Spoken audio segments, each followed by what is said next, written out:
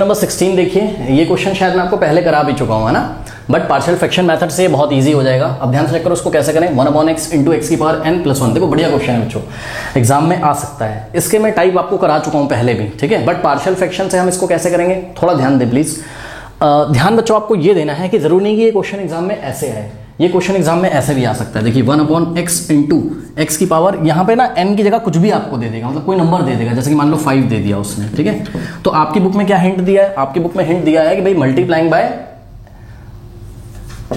Multiply करो इसको, multiplying by what, x की power n-1 in numerator as well as in denominator, मतलब and denominator. Okay, तो ये हो जाएगा आपका क्या, देखो 1/x इंटू एक्स की पावर n प्लस 1। अब हमने क्या किया, ध्यान दें स्टूडेंट्स, हमने क्या किया, हमने यहाँ पर थोड़ा सा इसको ना शिफ्ट करके लिखते हैं, थोड़ी जगह बन जाएगी तो क्लियर रहेगा।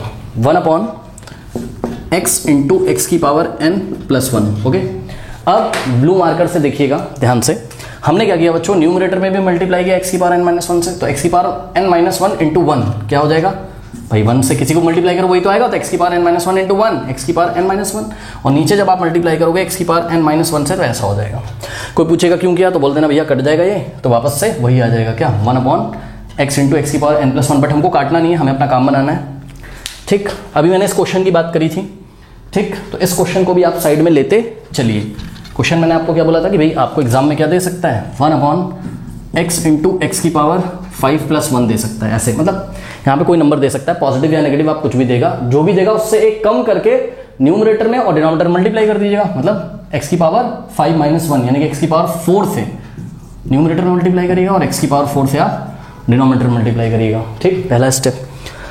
तो इससे क्या होगा, ध्यान से चेक करो, ऊपर हो जाएगा आपके पास x की पावर n-1 और नीचे क्या हो जाएगा, देखो यहाँ पर बेस सेम है, पावर ऐड हो जाएगी, है ना, चेक करो बेस सेम पावर ऐड, भाई x की, इन दोनों को देखो, x की पावर n-1 इंटू एक्स है, तो x की पावर n-1 इंटू x की पावर 1 ही तो है, x की पावर कुछ नहीं, और बेस सेम तो पावर ऐड, यानी कि x की पावर n-1 प्लस 1 से -1 कैंसिल, तो x की पावर n आ गया, यानी कि ये एक तरीके से क्या लिखा है, x की पावर n लिखा है, तो x की पावर n हो गया, ये दोनों मल्टीप्लाई होके, और इनटू ब्रैकेट में क्या लिखा है, x की पावर n प्लस 1, ये ऐसा बन गया, ठीक है। अब इससे क्या फायदा है, जैसे कि वो बन गया, ध्यान से चेक करो, जैसे कि ये बन गया, क्या बन गया, ये बन गया x की पावर 4 अपॉन x की पावर 4 इंटू एक्स की पावर 5, भाई यहाँ पे बेस सेम है, पावर ऐड 4 + 1 5, x की power 5 in the bracket x की पावर 5 प्लस 1।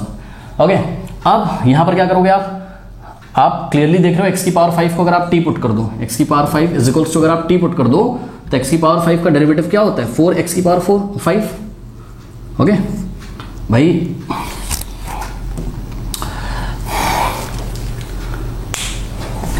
सॉरी, x की पावर 5 का डेरिवेटिव क्या हो जाएगा, 5 आ जाएगा आगे, ओके, और x की power 5 - 1 4 is equals to t का डेरिवेटिव dt बाय dx आ जाएगा लेफ्ट में, फिर डिवाइडिंग बाय 5 आप बोथ साइड कर दोगे, 5 से 5 जाएगा तो x की power 4 dx is equals to क्या आ जाएगा, 1/5 dt। ओके, तो ये आपका बन जाएगा, ध्यान चेक करिए, मतलब मान लीजिए इसको इंटीग्रेट करना था, तो x की पावर 4 dx, x की पावर 4 dx की जगह 1/5 dt, तो 1/5 तो इंटीग्रेशन के बाहर आ जाएगा, और इसकी जगह आप क्या लिख दोगे, dt अपॉन में क्या लिख दोगे, x की पावर 5 को आपने t रखा है, तो ये x की पावर 5 जो बाहर लिखा है इसको t in the bracket x की पावर 5 की जगह t।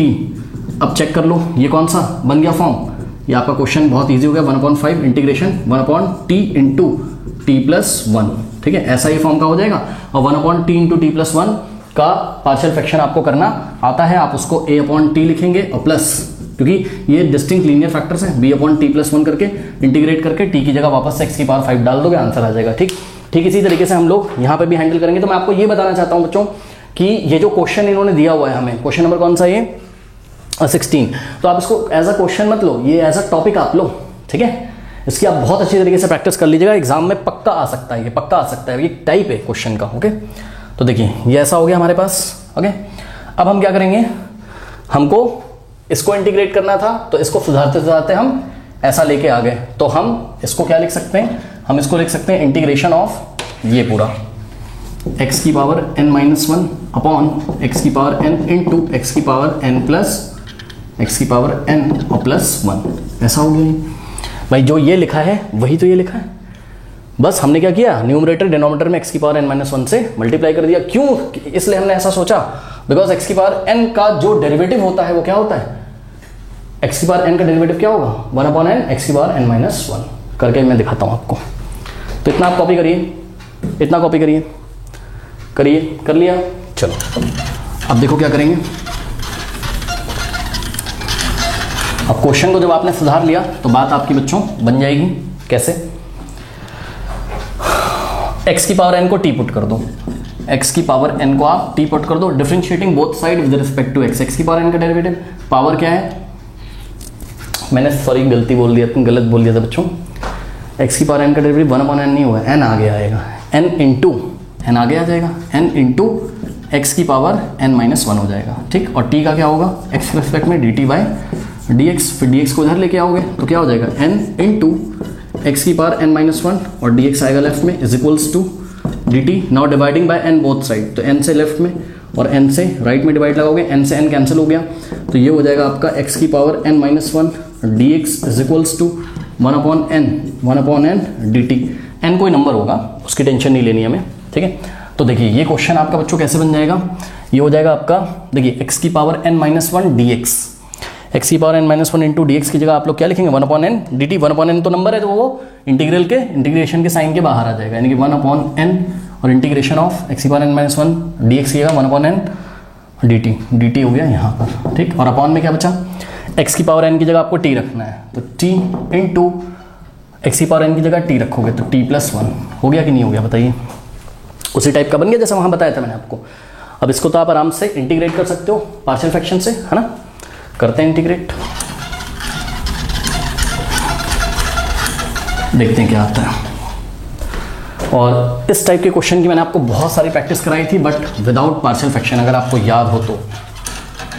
वो मैंने दूसरे मेथड से कराया था, बट मैंने आपको बोला था कि partial fraction is the best method, है ना। इजीली यहाँ से इंटीग्रेशन हो जाएगा, जैसे समझ में आप वैसे कर सकते हो। तो अब हमारा जो फाइनली आई है वो ऐसा बन गया ना, इसमें से हम तो इसको आप क्या लिख सकते हो, उसको आप लिख सकते हो 1/n integration of 1/t into t+1 dt, ठीक है। और आपको याद रखना है क्या, आपने x की पावर n को t पुट किया था बच्चों, ये भी याद रखना है आपको, ओके, जरूरत पड़ेगी लास्ट में। तो 1/t इंटू t+1 के पार्शियल फ्रैक्शन कर लो, तो 1/t इंटू t+1 के पार्शियल फ्रैक्शन करो तो क्या हो जाएगा a/, अब ध्यान दें, देखिए ये t में लीनियर है और ये भी t में लीनियर है, तो डिनोमिनेटर में क्या आ रहा है, डिस्टिंक्ट लीनियर पॉलिनोमियल फैक्टर्स आ रहे हैं। और ये एक प्रॉपर रैशनल फंक्शन भी है वेरिएबल t में, चेक करो ऊपर डिग्री कितनी 0, ऊपर t का टर्म ही नहीं है, नीचे क्या है डिग्री 2 है, t इंटू टी करोगे t² आ जाएगा।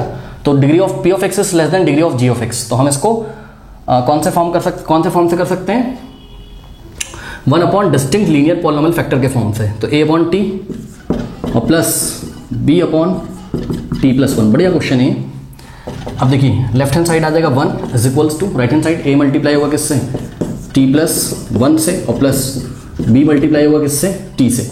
अब इस इक्वेशन में देखो b का कोफिशिएंट क्या है, t, एक बार t इज इक्वल्स टू 0 रख दो, b का कोफिशिएंट नहीं t है, मतलब b इंटू टी है, एक्चुअल में t का कोफिशिएंट b है, ओके, क्योंकि t वेरिएबल है, जो वेरिएबल होता है उसका कोफिशिएंट चेक करते हैं। तो t की वैल्यू 0 रखो इस इक्वेशन में, लेफ्ट हैंड साइड क्या आ जाएगा 1, राइट हैंड साइड क्या हो जाएगा, t की जगह 0 रखो ना, 0+1 1 और 1 इंटू a आ जाएगा, और b इंटू 0 0 खत्म, तो a का वैल्यू 1 आ गया, ठीक है। तो a is equals to what 1। अब क्या करें, अब एक काम करते हैं, ओहो रब कर दिया मैंने, क्या था a इंटू t+1 और प्लस b इंटू टी। अब t+1 को 0 रखो तो t की वैल्यू -1 आएगी, तो इस इक्वेशन में t की वैल्यू -1 रखो, left hand side 1 is equals to t की वैल्यू -1 + 1 0, ये खत्म हो जाएगा, और t की वैल्यू -1, तो b इंटू -1 माइनस b, यानी कि b इंटू -1 भी लिख सकते हो आप इसको, b into -1 dividing by -1 both side, तो -1 से राइट में, -1 से लेफ्ट में, -1 से -1 गया, और 1/-1 -1 होता है भाई, 1/1 और माइनस लगा देंगे, तो -1 इज इक्वल्स टू b, या फिर b is equals to what -1, तो b is equals to -1, correct. Copy करिए, कर लिया, चलो अब क्या करें, अब a की जगह 1 रखिए इस इक्वेशन में, तो ये हो जाएगा 1/t, और ध्यान दें b की जगह जब आप -1 रखेंगे, रख देता हूँ यहीं पे दिखाता हूँ आपको, तो a की जगह 1 रखा और b की जगह -1 रखोगे, -1 को -1 इंटू 1 भी लिख सकते हो, -1 आगे आ जाएगा तो साइन माइनस कर देगा, ठीक है, भाई आगे -1 लिखो या माइनस लिखो, बात क्या है सेम, तो माइनस ऑफ 1/t+1 ऐसे हो जाएगा। ठीक, नाउ अब क्या करें, इसको इंटीग्रेट करना था। ठीक है भाई, t के रेस्पेक्ट में इसको इंटीग्रेट करना था ना, ध्यान से करो बच्चों, बात समझिएगा।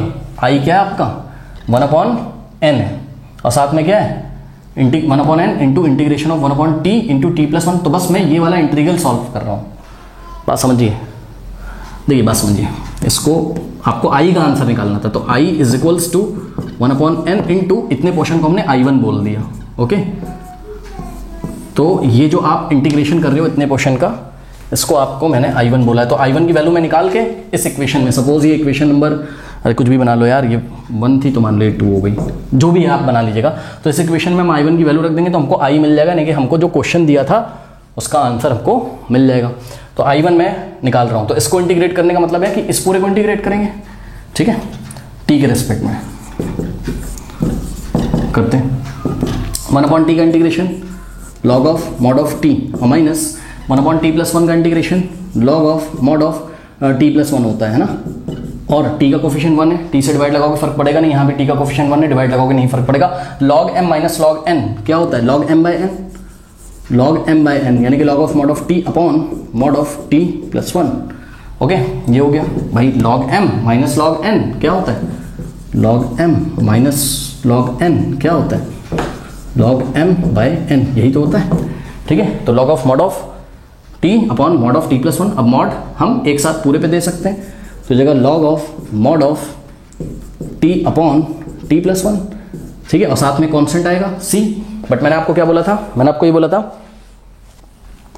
कि आपको ध्यान रखना है कि t की वैल्यू आपने क्या रखी थी, बिकॉज आंसर आपको x के टर्म्स में देना है। t क्या था, x की पावर n था, तो t की जगह हमने क्या रखा, x की पावर n रखा, और अपॉन में t+1 यानी कि x की पावर n+1। t की जगह हमने क्या रख दिया, x की पावर n प्लस, ये t+1 था, t की जगह x की पावर n रखा तो x की पावर n+1 हो गया, और प्लस c, ऐसा हो गया। ओके, अब कॉपी करिए फटाफट, कॉपी करिए, कर लिया। चलो अब आगे देखते हैं क्या होगा।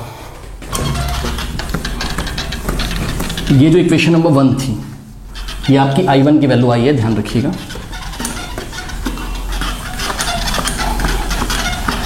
ठीक है, तो ये आपकी i1 की वैल्यू है, ले आके इक्वेशन 1 में रख दो, तो i इज इक्वल्स टू क्या हो जाएगा, इसको अभी कांस्टेंट c1 अगर बोल दोगे तो कोई दिक्कत नहीं होगी। ओके, क्या यार, ये एक्चुअल में कपड़ा थोड़ा सा गीला रहता है, उसके बिना ये छूटता नहीं, तो उसको सूखे कपड़े से भी पोंछना पड़ता है बार बार। चलो देखते हैं, तो i is equals to 1/n, okay, into, देखो इंटू i1 है, और i1 का वैल्यू क्या है आपका, यह है आपका log of mod of x की पावर n अपॉन x की पावर n+1 और प्लस c1, ऐसा है। अब देखो ये हो जाएगा आपका i is equals to 1/n into क्या, ये log वाला टर्म यानी कि 1/n इंटू ये log वाला term log of mod of x की पावर n अपॉन x की पावर n और प्लस 1, तो ये हो गया। ठीक, अब प्लस, अब ध्यान दो 1/n एक नंबर होगा ऑब्वियसली, तो 1/n इंटू c1 क्या हो जाएगा, c1/n, तो c1/n, और c1/n को बच्चों आप एक नया कांस्टेंट c बोल सकते हो। ठीक है, तो फाइनल जो आंसर होगा हमारा हो जाएगा 1/n into log of mod of x की पावर n अपॉन x की पावर n+1 प्लस c1/n की जगह c लिख दिया और बता दिया कि where c is equal to what, c1/n। तो this is your final answer, कर लीजिए।